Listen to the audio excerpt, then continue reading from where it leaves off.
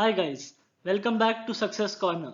We are here with daily chemistry MCQs and today's topic is solutions.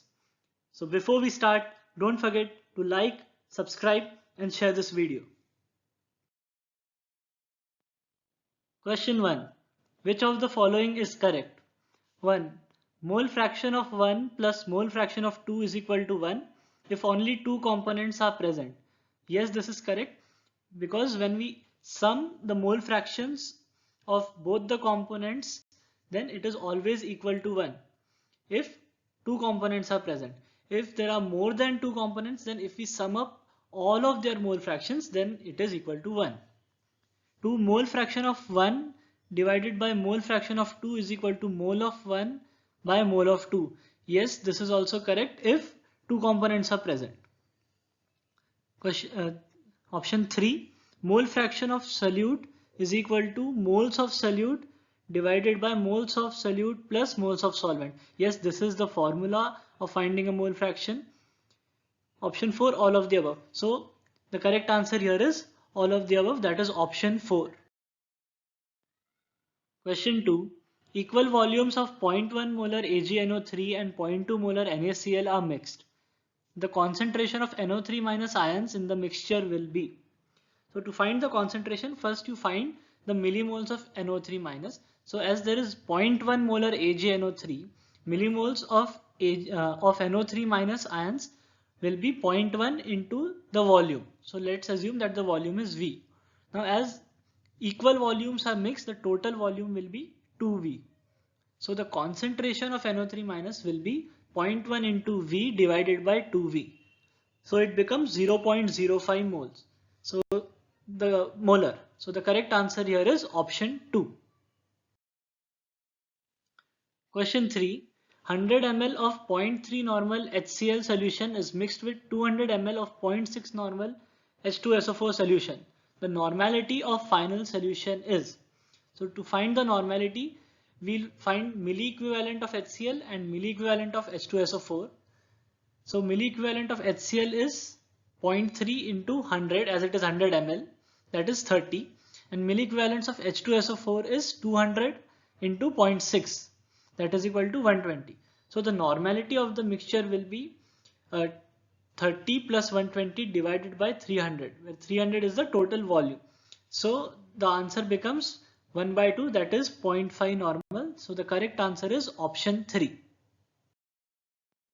Question 4.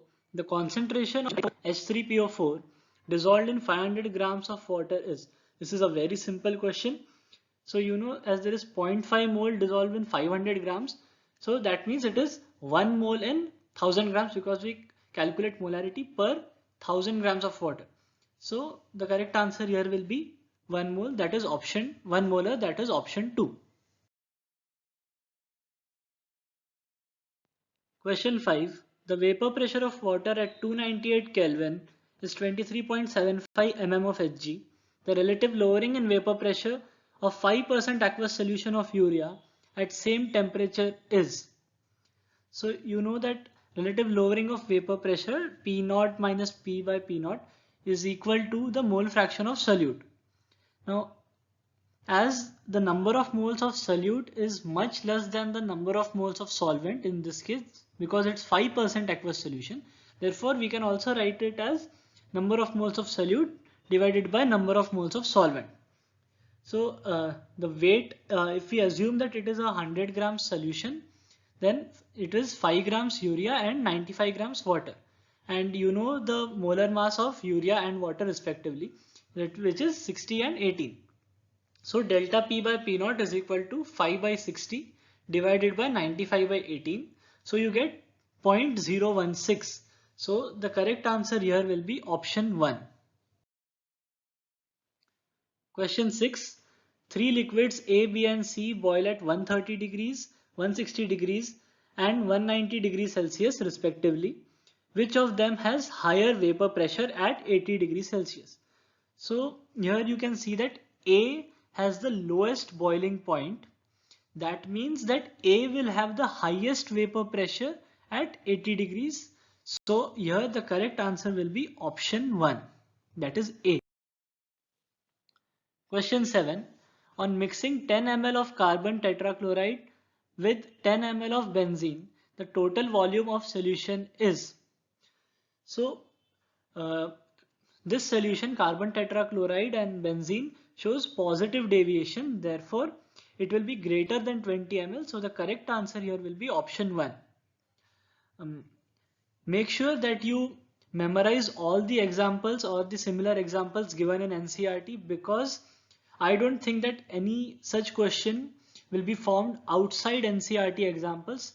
So make sure that you at least learn the examples in NCERT which show positive deviation and which show negative deviation. Question 8. 1 liter aqueous solution of sucrose weighing 1015 grams is found to record an osmotic pressure of 4.82 atm at 293 Kelvin. What is the molarity of sucrose solution? It is given R is equal to 0.0821 liter atm Kelvin inverse mole inverse, and molar mass of sucrose is given 342 grams per mole. So as you know, the formula for osmotic pressure, pi is equal to CRT. So C is the concentration, so you can find C because you are you know the osmotic pressure, it is 4.82, R is given, and temperature is also given 293. So you have to just calculate this and it will come 0.2 molar. So the correct answer here is option 2. Question 9. 36 gram water and 828 gram ethyl alcohol form an ideal solution. The mole fraction of water in it is. So as it is given ideal solution, you just need to calculate moles of water and moles of ethyl alcohol. So moles of ethyl alcohol, so 828 grams it is given, and molar mass is 46, so number of moles will be 18. Similarly for water, 36 grams is given, so number of moles will be 2. So as you know the number of moles of water and ethyl alcohol, you can calculate mole fraction. And so mole fraction will be 2 divided by 2 plus 18, that is 0.1. So the correct answer here is option 4. Question 10. Calculate the percentage degree of dissociation of an electrolyte XY2 in water if the observed molar mass by measuring elevation in boiling point is 65.6 and normal molar mass is equal to 164. So initially, if there is 1 mole of XY2 and 0 moles of X and Y, so at equilibrium, after it dissociates, XY2 will be 1 minus alpha, where alpha is the dissociation constant, and X will be alpha and 2Y negative will be 2 alpha. So the total number of moles at equilibrium will be 1 plus 2 alpha. So I is equal to 1 plus 2 alpha.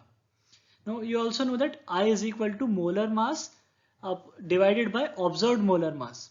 So the molar mass is 164 given in the question, and the observed molar mass is 65.6. So 1 plus 2 alpha is equal to 164 divided by 65.6. So when you solve this for alpha, you will get alpha is equal to 75%. So the correct answer here will be option 1. These were today's 10 MCQs. I hope you're learning from these videos. So please like, subscribe and share this video. Thank you.